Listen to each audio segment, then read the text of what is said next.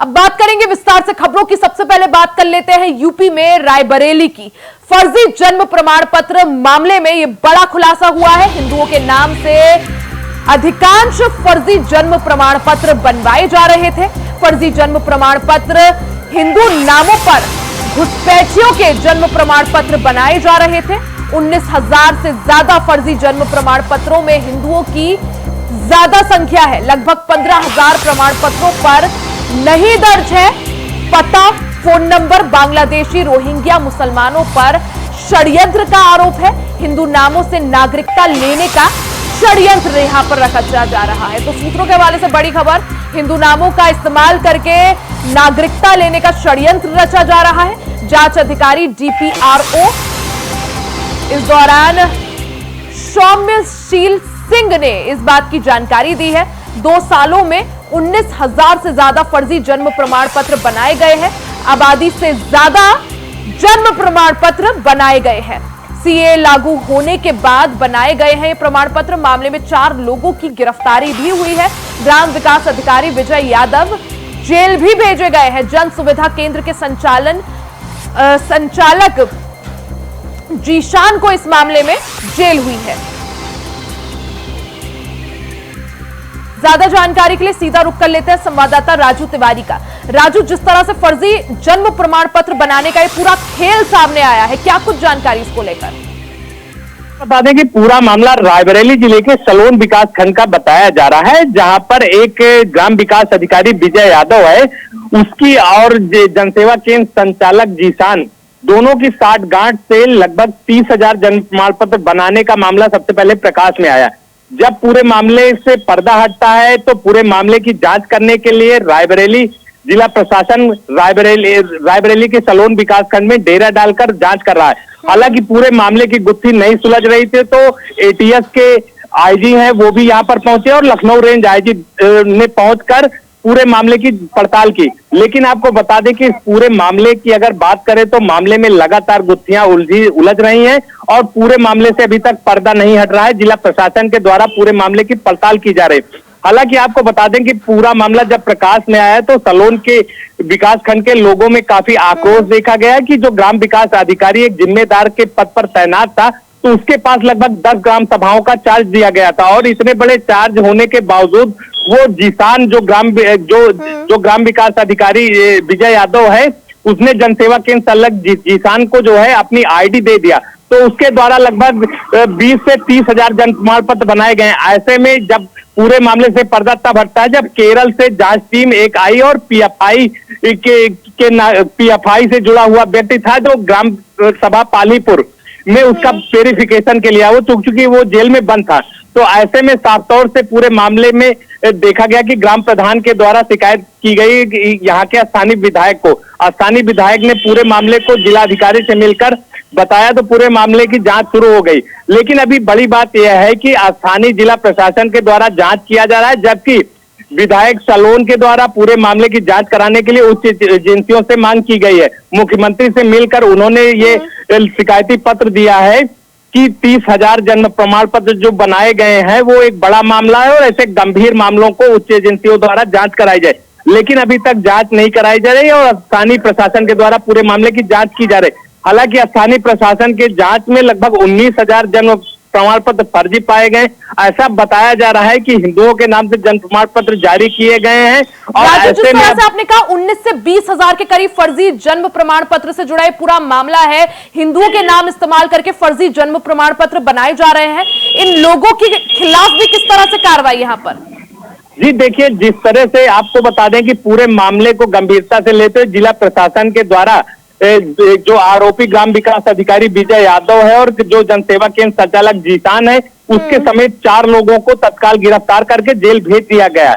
हालांकि और लोगों की पड़ताल की जा रही है, लेकिन जो सबसे बड़ी चीज है कि लगभग 20,000 जन्म प्रमाण पत्र जो बनाए गए हैं ऐसा बताया जा रहा है, उसमें मैनेजमेंट कौन सा काम कर रहा है, क्योंकि 20,000 जो संख्या है वो काफी बड़ी होती है। एक व्यक्ति के कनेक्शन में 20,000 लोग कैसे आए, सबसे बड़ी बात यहाँ पर आकर उलझ रही है। हालांकि इस पूरे मामले की गुत्थी सुलझाने के लिए जिला प्रशासन लगा हुआ है, लेकिन स्थानीय लोगों की अगर बात करें चाहे हिंदू युवा वाहिनी की बात करें, चाहे अधिवक्ता संगठन की बात करें, चाहे स्थानीय विधायक की बात करें, सबके द्वारा उच्च स्तरीय एजेंसियों से इसकी जांच कराने की मांग की जा रही, ताकि तह तक जाकर इससे जुड़े हुए लोगों तक पहुंचा जा सके और उनके खिलाफ सख्त कार्रवाई की जाए।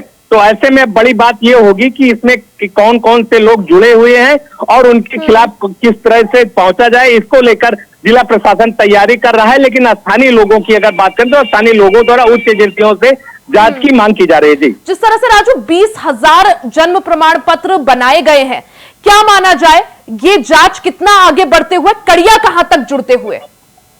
जी देखिए, जैसे जनसेवा केंद्र संचालक जो था वो कहीं ना कहीं 24 घंटे के अंदर 100 प्रमाण पत्र से अधिक बनाया, तो इस पूरे मामले में लगातार जांचें हो रही हैं और परत दर परत खुल रहा है। हालांकि इस पूरे मामले में जो जिला प्रशासन है, जिला प्रशासन के द्वारा बताया गया है कि जो पुलिस प्रशासन है और जो राजस्व विभाग है और जो विकास विभाग है, इनकी टीमें गठित की गई है और टीमों के द्वारा इसकी जांच कराई जाएगी। लेकिन आपको ये भी बता दें कि कई ऐसी विजय यादव के अंडर में जो ऐसी ग्राम सभाएं थी, वहां जितने बच्चे जन्म हुए थे उससे भी ज्यादा जन्म प्रमाण पत्र जारी किए गए। तो ऐसी जांच में जो सामने मामले आ रहे हैं वो कहीं ना कहीं चौंकाने वाले हैं। और निश्चित तौर पर इस पूरे मामले की अगर बात करें तो लोगों का जिस तरह से कहना है कि कहीं आतंकवादी घुसपैठी की निगाह तो नहीं थी सलोन में, और ऐसे लोग कहीं बड़ी वारदात को तो नहीं अंजाम देने वाले। गंभीर ये मामला कि जिस तरह से 20,000 से ज्यादा फर्जी तरीके से जन्म प्रमाण पत्र बनाए गए हैं। हालांकि अब इस मामले में क्या कुछ कार्रवाई की जाती है, क्या कुछ एक्शन लिया जाता है और कैसे इन लोगों को ढूंढा जाता है, उस पर सभी की निगाहें। बहुत बहुत शुक्रिया जानकारी के लिए। वही खबर अमेठी से है, जहां अमेठी में भी फर्जी जन्म प्रमाण पत्र बनाने के मामले में इंडिया वॉइस ने प्रमुखता से खबर दिखाई थी, जिसके बाद सीएमओ और डीपीआरओ ने इस मामले का संज्ञान लिया, अपने अधिकारियों के साथ बैठक की और अधिकारियों से जवाब मांगा है। तो यूपी के कई सारे जिलों में फर्जी जन्म प्रमाण पत्र बनाने का खेल लगातार चल रहा है, जिसके तहत जो ग्राम विकास अधिकारी है और तमाम अधिकारियों की मिलीभगत से फर्जी जन्म प्रमाण पत्र बनाए जा रहे हैं। इनमें अधिकांश जन्म प्रमाण पत्र हिंदू नामों से बनाए जा रहे हैं ताकि आसानी से नागरिकता मिल सके। ऐसे में अमेठी से भी ये मामला सामने आया था, जहां फर्जी तरीके से कई सारे जन्म प्रमाण पत्र बनाए गए। अमेठी में फर्जी जन्म प्रमाण पत्र बनाने के मामले में इंडिया वॉइस ने प्रमुखता से खबर दिखाई थी, जिसके बाद जिला प्रशासन एक्शन मोड में आया। खबर चलने के बाद सीएमओ और डीपीआरओ ने इस मामले का संज्ञान लिया और अपने अधिकारियों के साथ बैठक की। बैठक के बाद सीएमओ और डीपीआरओ ने जवाब अधिकारियों से मांगा है। ज्यादा जानकारी के लिए सीधा रुख कर लेते हैं संवाददाता संजय यादव का। संजय, जिस तरह से रायबरेली और अमेठी दोनों ही जगहों से फर्जी जन्म प्रमाण पत्र बनाने के मामले सामने आए, उसके बाद प्रमुखता से इंडिया वॉइस ने इस खबर को दिखाया। हालांकि अब सीएमओ ने मामले का संज्ञान लेते हुए अधिकारियों से जवाब मांगा है। कहीं आपको बता दें कि अभी तक ये मामला रायबरेली में था और रायबरेली में जहां हजारों की संख्या में फर्जी जन्म प्रमाण पत्र पाए गए थे, तो कहीं ना कहीं अमेठी जिला भी इससे अछूता नहीं रह गया है। अमेठी जिले में भी फर्जी जो जन्म प्रमाण पत्र है उसके मामले सामने आए हैं, क्योंकि जब परिजन अपने बच्चों के आधार कार्ड बनवाने के लिए आधार सेंटर पर गए तो आधार सेंटर पर उनको पता चला कि ये जो जन्म प्रमाण पत्र है ये फर्जी है, जिसके बाद परिजन जो है वो परेशान हुए और कहीं ना कहीं इस खबर को इंडिया वॉइस ने प्रमुखता से दिखाया और कहीं जाकर जो सीएमओ ऑफिस है वहां भी पड़ताल किया इंडिया वॉइस की टीम ने। दूसरी बात सीएसपी गौरीगंज में भी जाकर पड़ताल किया, वहां से भी ये जानकारी मिली कि ये जो जन्म प्रमाण पत्र है ये पूरी तरीके से फर्जी है, जिसके बाद इस खबर को इंडिया वॉइस ने प्रमुखता से दिखाया था। और खबर दिखने के बाद जो अमेठी प्रशासन है वो जो कुंभकर्ण की नींद से सोया था वो जागा है और अब जाकर इस पर जो सीएमओ है उन्होंने एक जांच सौंपी है और उसके बाद इस पर कार्रवाई करने की बात भी कही। आपको बता दें कि सीएमओ ने डीपीआरओ के साथ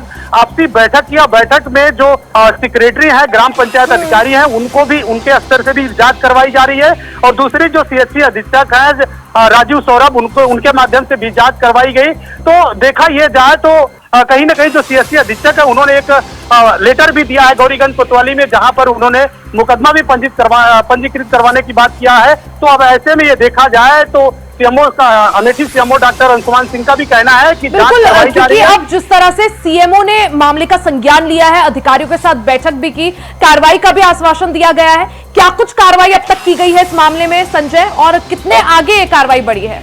कहीं ना कहीं इसके लिए जो है, जो ग्राम पंचायत अधिकारी सेक्रेटरी है उनको जांच सौंपी गई है। दूसरी तरफ जो स्वास्थ्य विभाग है वो भी अपनी कार्रवाई कर रहा है, क्योंकि डीपीआरओ जो जिला पंचायत अधिकारी है वो भी करवा रहे हैं। तो ऐसे में देखा यह जाए कि अभी तक जो फर्जी मामले जन्म प्रमाण पत्र के आए हैं उस पर डॉक्टर अंशुमान सिंह का कहना है कि हम जांच करवा रहे हैं, और जांच सवाल यही संजय कि अगर इतनी बड़ी संख्या में फर्जी जन्म प्रमाण पत्र बनाए गए तो आखिर कैसे? और कहीं न कहीं ये सारे के सारे, जैसा भी जानकारी मिल पा रही है, ये सारे के सारे जो, ठीक है, आपको रोक रही हूँ संजय, हमारे साथ डॉक्टर अंशुमान सिंह जी जुड़ चुके हैं, सीएमओ अमेठी से हैं। अंशुमान सिंह जी, बहुत बहुत स्वागत है आपका इंडिया वॉइस पर। जी नमस्कार सर। अंशुमान सिंह जी, जिस तरह से मामला अमेठी से सामने आया, कई सारे फर्जी जन्म प्रमाण पत्र बनाए गए, क्या कुछ कार्रवाई, क्या कुछ कदम आपकी तरफ से उठाए गए हैं? नहीं, कई नहीं, केवल 2 प्रमाण पत्र ऐसे संज्ञान में आए थे जिनकी जांच हम बैठा दिए हैं। उसके बाद ही कार्रवाई करेंगे कि क्या उसमें सही है गलत है। आखिर कैसे फर्जी जन्म प्रमाण पत्र बन गए अंशुमान सिंह जी? नहीं, ये तो हम अभी नहीं बता सकते कि फर्जी है कि नहीं है, लेकिन हमारे यहाँ जो सामुदायिक स्वास्थ्य केंद्र में लिखा है गौरीगंज में, वहाँ पर हमने पता किया तो हमारे यहाँ से निर्गत नहीं हुए हैं वो, लेकिन जो है वो हमको लगता है कि पंचायत सेक्रेटरी स्तर से निर्गत हुए हैं। केवल 2 ही प्रकाश में आए हैं और मैं उसकी जांच बैठा दिया हूँ। कल रिपोर्ट आ जाएगी तो कार्रवाई करते हैं। जिस तरह से अमेठी से आपने कहा कि 2 मामले सामने आए थे, वहीं रायबरेली जो है वहां से 20,000 फर्जी जन्म प्रमाण पत्र बनाने का मामला सामने आया था। अंशुमान सिंह जी, आखिर क्या वजह, कैसे आखिर ये फर्जी जन्म प्रमाण पत्र इतने आसानी से बनाए जा रहे हैं?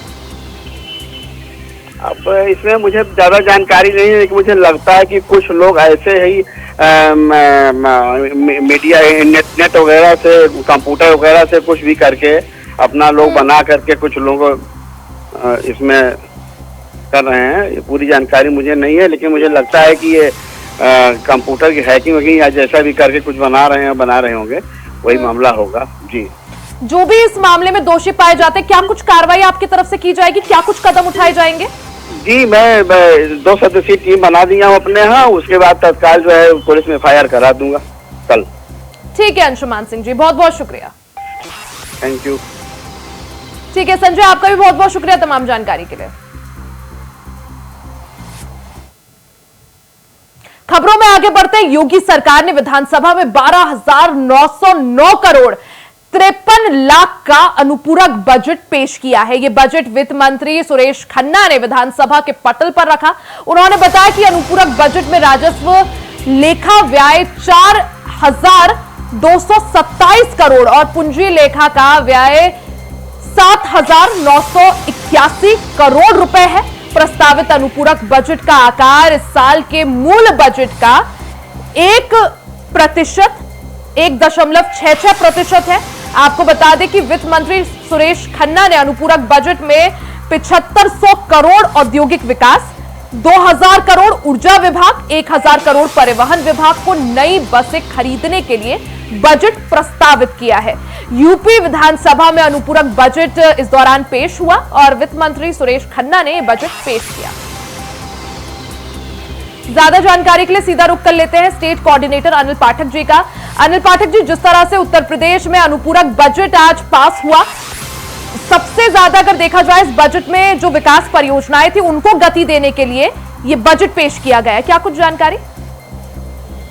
देखिए रिया जी, मानसून सत्र के दूसरे दिन जो है ये अनुपूरक बजट जो है वो विधानसभा में पेश किया गया। वित्त मंत्री सुरेश खन्ना की तरफ से करीब 13,000 करोड़ रुपए का ये अनुपूरक बजट पेश किया गया है, जिसका उद्देश्य है बिजली, सड़क, परिवहन समेत तमाम योजनाओं को गति देने का। साथ ही जो कुंभ मेला है उसकी तैयारियों को लेकर के बजट की व्यवस्था की गई है अनुपूरक बजट में। जी बिल्कुल, यानी 12,000 करोड़ से ज्यादा का यहां पर अनुपूरक बजट, सप्लीमेंट्री बजट विकास परियोजनाओं को और गति देने के लिए पास किया गया। हालांकि किस तरह से अब विकास परियोजनाओं को गति दी जाती है, तेजी दी जाती है, उस पर सभी की निगाह। बहुत बहुत शुक्रिया अनिल पाठक जी तमाम जानकारी के लिए। इसी के साथ इस बुलेटिन में फिलहाल के लिए सिर्फ इतना ही। खबरों का सिलसिला जारी रहेगा, बने रहे हमारे साथ।